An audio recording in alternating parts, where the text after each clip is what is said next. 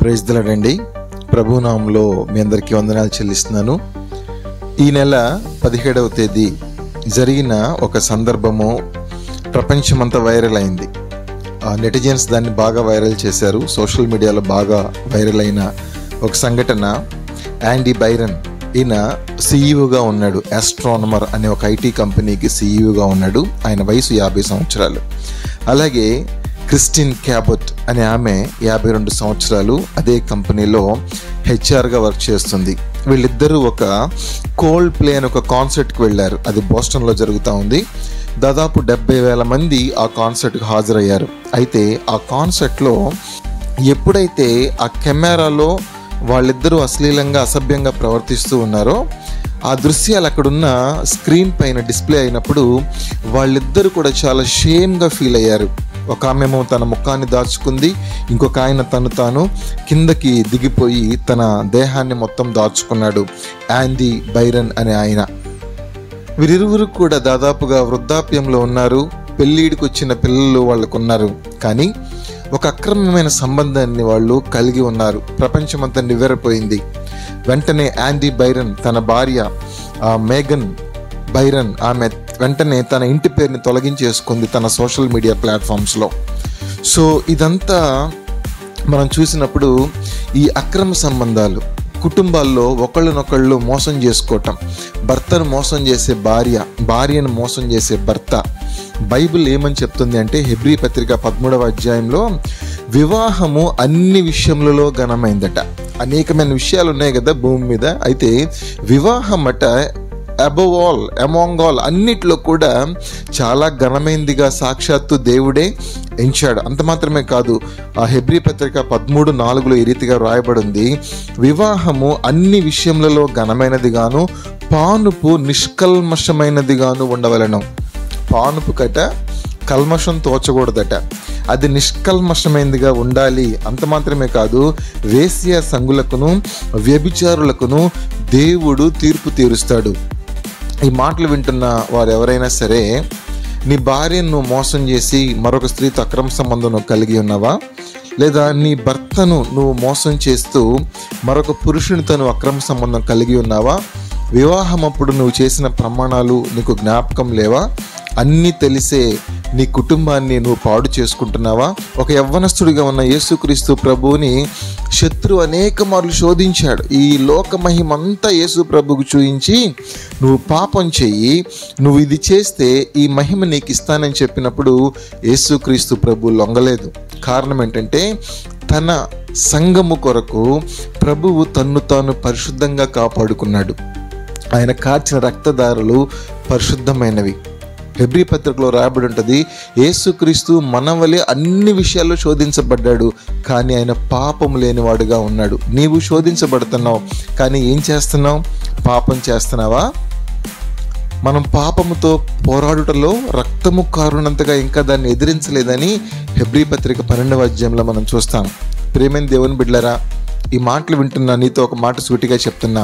ఎఫెసీ పత్రిక 5వ అధ్యాయంలో 27వ వచనంలో ఈ రీతిగా వ్రాయబడి ఉంది, అటువలే క్రీస్తు కూడా సంఘమును ప్రేమించి అది కళంకమైనను ముడత అయినను అట్టిది మరి ఏదైనను లేక పరిశుద్ధమైనదిగాను నిర్దోషమైనదిగాను మహిమగల సంఘముగా ఉండాలని యేసుక్రీస్తు ఇలాంటి సంఘము కోసం తను అర్పించుకున్నాడు. నేను ఎందుకు చెప్తున్నానంటే ఈ మాటలు, యేసుక్రీస్తు సంఘమట పరిశుద్ధంగా ఉండాలని కోరుకున్నాడు, నిర్దోషంగా ఉండాలని కోరుకున్నాడు, మహిమ కలిగిందిగా ఉండాలని కోరుకున్నాడు. మరి మన ప్రియుడైన యేసుక్రీస్తు ప్రభువులో ఈ లక్షణాలన్నీ ఉన్నాయి అంటే ఖచ్చితంగా ఉన్నాయి. ఆయన పరిశుద్ధుడు, ఆయన నిర్దోషి, ఆయన మహిమను కలిగిన వాడుగా మనకు కనిపిస్తున్నాడు. ఆయన పరిశుద్ధుడు కనుక సంఘము కూడా పరిశుద్ధంగా, అది కళంకమైనను ముడతైనను అట్టిది మరి ఏదైనాను ఉండకూడదని ప్రభువు కోరుకుంటున్నాడు. ఈ రోజున చాలా తేలిగ్గా భార్యను మోసగించేవాళ్ళు, చాలా తేలిగ్గా భర్తను మోసగించేవాళ్ళు,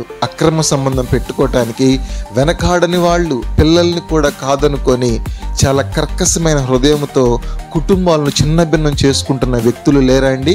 క్రైస్తవ కుటుంబాల్లో లేరా అండి? సరే, నీ భార్యను మోసం చేయటం పక్కన పెట్టు, నీ భర్తను మోసం చేయటం పక్కన పెట్టు. బైబిల్లో వ్రాయబడిన మాట ఏంటంటే, అసలు నువ్వు వ్యభిచారం చేస్తుంటే నీ సొంత దేహానికి నువ్వు వ్యతిరేకంగా నువ్వు పనిచేస్తున్నావు. కొరింథీయులకు రాసిన మొదటి పత్రిక 6వ అధ్యాయంలో 13వ వచనంలో మనం గమనిస్తే ఏమని రాస్తాడు తెలుసా అండి? దేహము జారత్వము నిమిత్తము కాదు. నీ దేహము నువ్వు ఇష్టానుసారంగా శరీర సుఖాలను అనుభవించటానికి, అక్రమ సంబంధాలు పెట్టుకోవటానికి కాదు. నీ దేహము ఇవ్వబడింది ప్రభువు నిమిత్తమే, ప్రభువు దేహము నిమిత్తమే. 15వ వచనంలో రాస్తాడు, మీ దేహములు క్రీస్తునకు అవయవములై ఉన్నవని మీరు ఎరుగరా? నేను క్రీస్తు యొక్క అవయవములను తీసుకొని వేశ్య యొక్క అవయవములుగా చేయుదునా? అది ఎంత మాత్రమునూ తగదు. ఇక్కడ ఒక విషయం రాస్తాడు, నువ్వు ఏ స్త్రీతో అయితే కలుస్తున్నావో నువ్వు ఆ స్త్రీతోటి ఏక శరీరం అయిపోతున్నావు. నువ్వు ఏ పురుషునితో కలుస్తున్నావో మీరిద్దరూ కూడా ఏక శరీరం అయిపోతున్నారు. నువ్వు ఎంతమందితో ఏక శరీరం అయిపోతావు? వేసితో కలుసుకున్నవాడు దానితో ఏకదేహమై ఉన్నాడని మీరు ఎరుగరా? నువ్వు ఎవరితో అయితే శరీరంగా సంబంధం పెట్టుకున్నావో, శారీరక సంబంధం ఎవరితో అయితే నువ్వు పెట్టుకుంటున్నావో ఏం జరుగుతుందో తెలుసా? వారిద్దరూ ఏక శరీరమై ఉందురు అని మోషే చెప్పుచున్నాడు కదా. కాబట్టి ఈ సమయంలో నీ భార్యను మోసగించి మరొక స్త్రీతో నువ్వు వివాహేతర సంబంధం లేదా జారత్వం చేస్తూ ఉంటే, పెళ్లి కాలేదు, మరొక స్త్రీతో నువ్వు అక్రమంగా జీవిస్తూ ఉంటే జాగ్రత్త. అది నీ దేహానికి కీడు చేస్తుంది. ప్రతి పాపను దేహం బయట జరిగేది. ఇక్కడ ఇంకో మాట రాస్తాడు, కొరింథీయులకు రాసిన మొదటి పత్రిక 6వ అధ్యాయము 18వ వచనంలో, జారత్వమునకు దూరముగా పారిపోవుడి, మనుషుడు చేయు ప్రతి పాపమును దేహమునకు వెలుపల ఉన్నది కానీ జారత్వము చేయువాడు తన సొంత శరీరమునకు హానికరముగా పాపము చేయుచున్నాడు. మీ దేహము దేవుని వల్ల మీకు అనుగ్రహింపబడి మీలో ఉన్న పరిశుద్ధాత్మకు ఆలయమై ఉన్నదని మీరు ఎరుగరా? మీరు మీ సొత్తు కారు, విలువ పెట్టి కొనబడిన వారు గనుక మీ దేహముతో దేవుణ్ణి మహిమపరచుడి. నీకు ఇచ్చిన దేహము నువ్వు పరాయి స్త్రీలతో అక్రమ సంబంధం పెట్టుకోవటానికి కాదు. ఇంకొక మాట రాస్తాడు కదా, 7వ అధ్యాయంలో అంటాడు, స్త్రీని ముట్టకుండుట పురుషునికి మేలు. అసలు ఏ స్త్రీని ముట్టుకోకుండా ఉండటం పురుషునికి మేలు.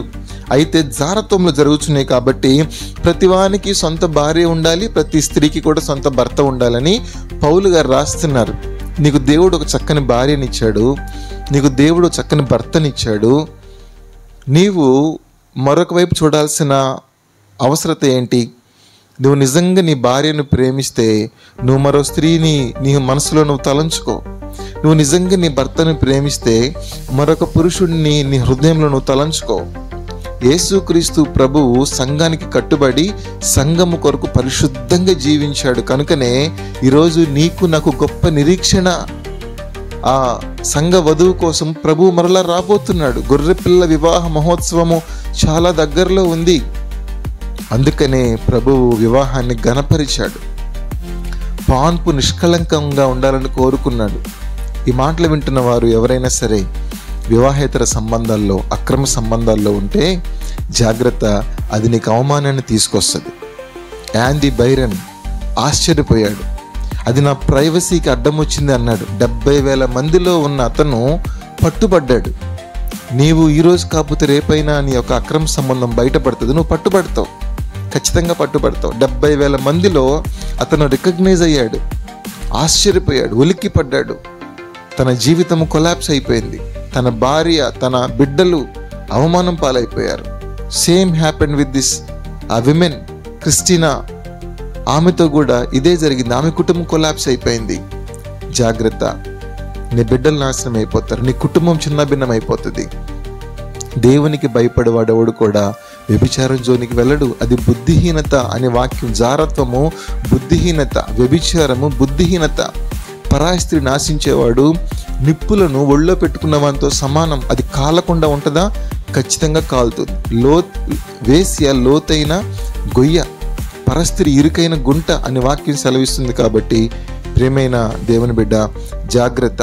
నీ అక్రమ సంబంధాన్ని, నీ యొక్క వివాహేతర సంబంధాన్ని, నీ జారత్వమును దేవునికి భయపడి ఇప్పటికైనా ప్రభు సన్నిధికి వచ్చి క్షమాపణ కోరుకొని ప్రభు సన్నిధిలో క్షమాపణ అడిగితే ప్రభు నిశ్చయంగా నిన్ను క్షమించి నీ జీవితాన్ని బాగు చేసి నీ హృదయాన్ని ఆయన రక్తంతో కడిగి నేను నీతిమంతునిగా మార్చడానికైనా సిద్ధంగా ఉన్నాడు.